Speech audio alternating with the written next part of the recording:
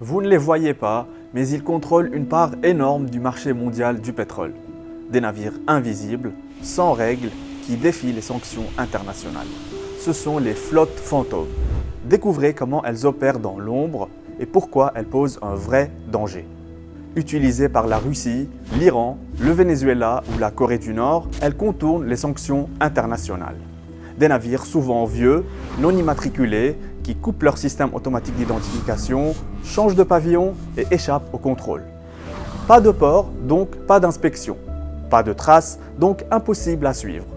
Le pétrole est transféré en pleine mer d'un bateau à l'autre pour brouiller les pistes. Le but, continuer à vendre du pétrole malgré les embargos. Exemple, la Russie. Le 15 décembre 2024, un tanker russe a coulé dans le détroit de Kertch, sans assurance ni sécurité.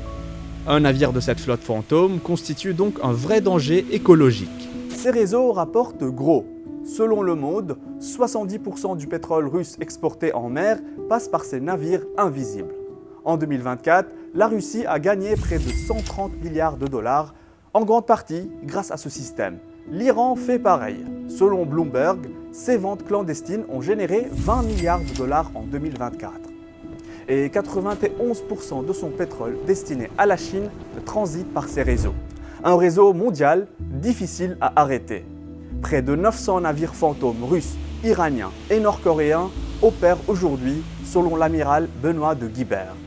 L'Union européenne en a sanctionné 342 et en cible 70 autres. Mais la loi maritime reste floue. Pavillon de complaisance, société écran, zone grise, tout est fait pour rester dans l'ombre. Les flottes fantômes ne sont pas qu'une simple tactique. Elles forment un réseau opaque qui affaiblit les sanctions, profite à certains régimes autoritaires et représente un risque pour la sécurité maritime et environnementale.